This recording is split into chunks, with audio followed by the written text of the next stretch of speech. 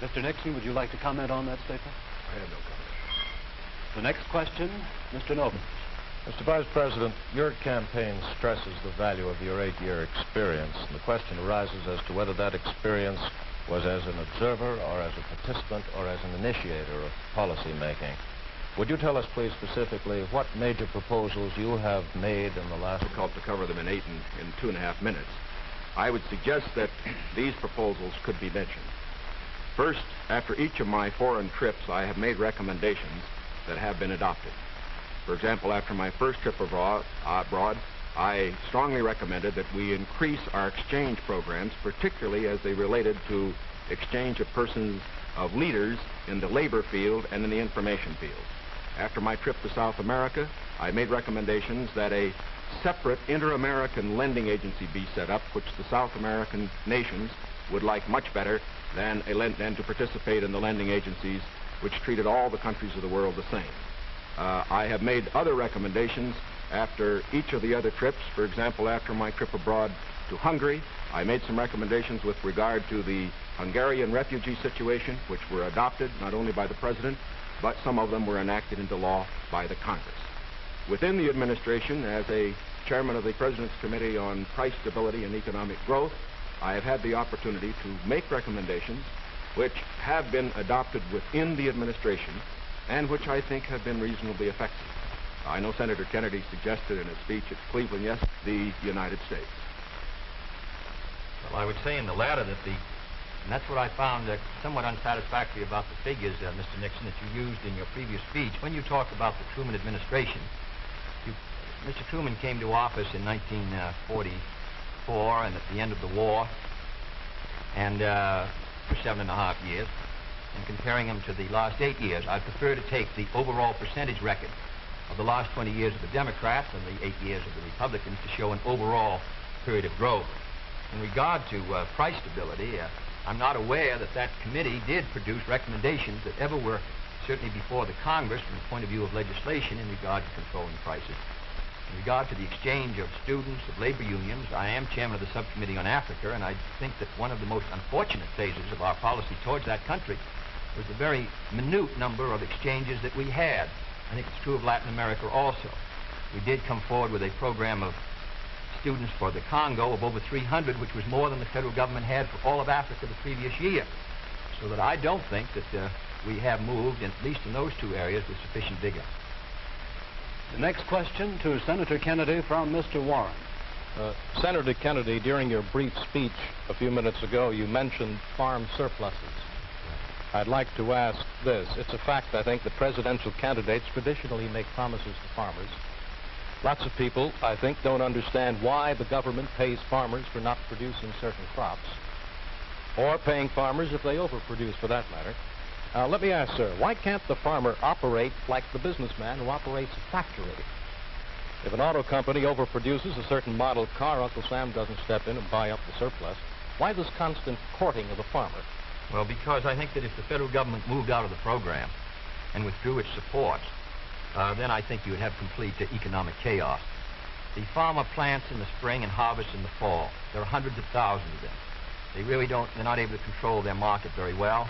They bring their crops in or their livestock in, many of them about the same time. They have only a few purchasers that buy their milk or their hogs, few large companies in many cases, and therefore the farmer is not in a position to bargain very effectively in the marketplace. I think the experience of the 20s has shown what a free market could do to agriculture. And if the agricultural economy collapses, then the economy of the rest of the United States sooner or later will collapse. The farmers are the #1 market for the automobile industry of the United States. The automobile industry is the #1 market for steel. So if the farmer's economy continues to decline as sharply as it has in recent years, then I think you would have a recession in the rest of the country. So I think the case for the government intervention is a good one.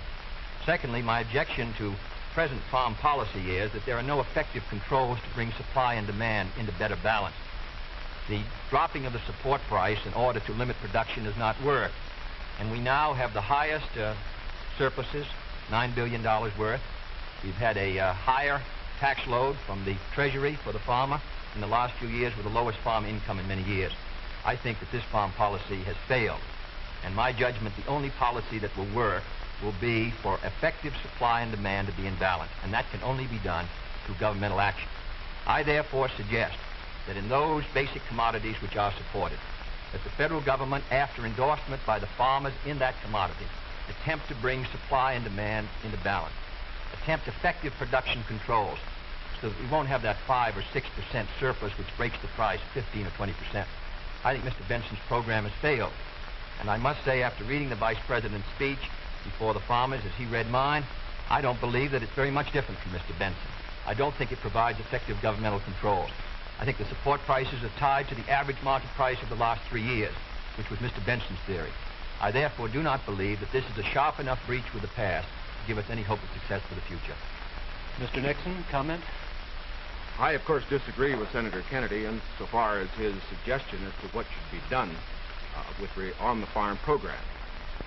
He has made the suggestion that what we need is to move in the direction of more government controls, a suggestion that would also mean raising prices that the consumers pay for products and imposing upon the farmers controls on acreage even far more than they have today. I think this is the wrong direction. I don't think this has worked in the past. I do not think it will work in the future. The program that I have advocated is one which departs from the present program that we have in this respect. It recognizes that the government has a responsibility to get the farmer out of the trouble he presently is in because the government got him into it. And that's the fundamental reason why we can't let the farmer go by himself at the present time. The farmer produced these surpluses because the government asked him to through legislation during the war.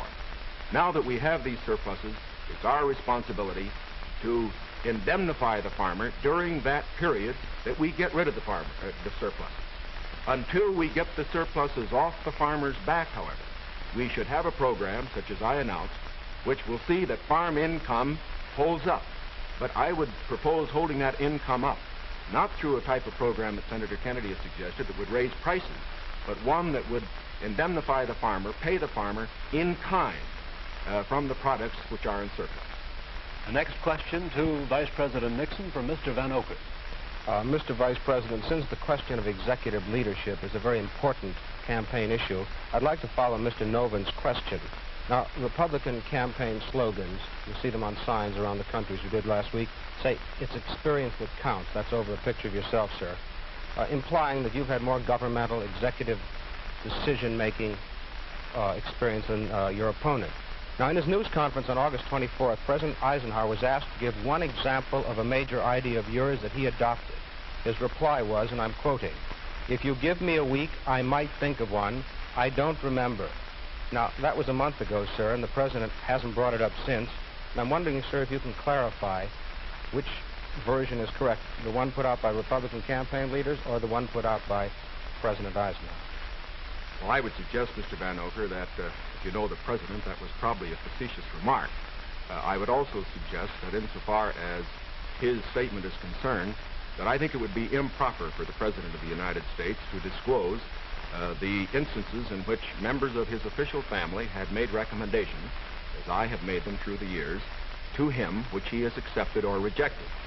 The President has always maintained, and very properly so, that he is entitled to get what advice he wants from his cabinet and from his other advisors without disclosing that to anybody, including, as a matter of fact, to Congress.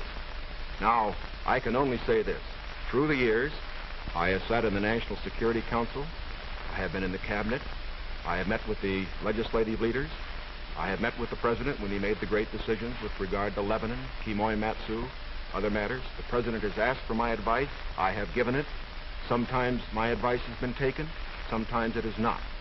I do not say that I have made the decision.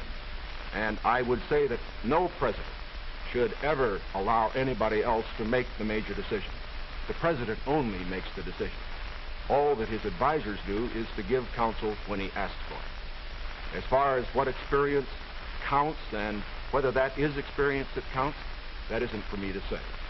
I can only say that my experience is there for the people to consider. Senator Kennedy's is there for the people to consider. As he pointed out, we came to the Congress in the same year, now have the opportunity to evaluate his as against mine, and I think both he and I are going to abide by whatever the people decide. Senator Kennedy? Well, I'll just say that the question is of experience, and the question also is what our judgment is of the future, and what our goals are for the United States, and what ability we have to implement those goals. Abraham Lincoln came to the presidency in 1860 after a rather little-known session in the House of Representatives, and after being defeated for the Senate in '58 and was a distinguished president. There is no certain road to the presidency. There are no guarantees that if you take one road or another that you will be a successful president. I have been in the Congress for 14 years. I have voted in the last 8 years, and the Vice President was presiding over the Senate, which candidate and which party can meet the problems that the United States is going to face in the '60s. The next question to Senator Kennedy from Mr. Novus.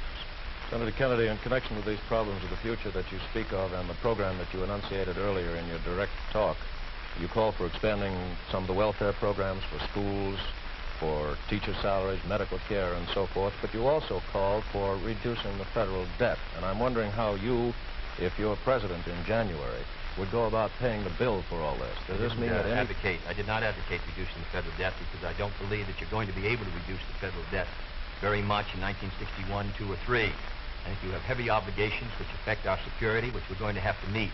And therefore, I've never suggested we should be able to retire the debt substantially or even at all in 1961 or 2. Senator, I believe in one of your speeches you suggested that reducing the interest rate would help toward... No, not reducing. However, the kind of programs that I talk about, in my judgment, are fiscally sound. Medical care for the aged, I would put under Social Security. The Vice President and I disagree on this. The program, the Nixon or the Nixon-Javits program, would have cost, if fully used, $600 million by the government per year and $600 million by the state. The program which I advocated, which failed by 5 votes in the United States Senate, would have put medical care for the aged in Social Security and would have been paid for through the Social Security system and the Social Security tax. Secondly, I support federal aid to education and federal aid for teachers' salaries. I think that's a good investment. I think we're going to have to do it. And I think to heap the burden further on the property tax, which is already strained in many of our communities, will ensure, in my opinion, that many of our children will not be adequately educated and many of our teachers not adequately compensated. There is no greater return to an economy or to a society than an educational system second to none. On the question of the development of natural resources, I would pay as you go, in the sense that they would be balanced and the power revenues would bring back sufficient money to finance the projects, in the same way as the Tennessee before us all. It faces all Republicans and all Democrats is, can freedom in the next generation conquer, or are the communists going to be successful? That's the great issue. And if we meet our responsibilities, I think freedom will conquer. If we fail to move ahead, if we fail to develop sufficient military and economic and social strength here in this country, then I think that the tide could begin to run against us. And I don't want historians 10 years from now to say, these were the years when the tide ran out for the United States. I want them to say, these were the years when the tide came in. These were the years when the United States started to move again. That's the question before the American people, and only you can decide what you want this country to be, what you want to do with the future. I think we're ready to move, and it is to that great task, if we're successful, that we will address ourselves. Thank you very much, gentlemen. This hour has gone by all too quickly. Thank you very much for permitting us to present the next President of the United States on this unique program. I've been asked by the candidates to thank the American networks and the affiliated stations for providing time and facilities for this joint appearance. Other debates in this series will be announced later and will be on different subjects. This is Howard K. Smith. Good night from Chicago.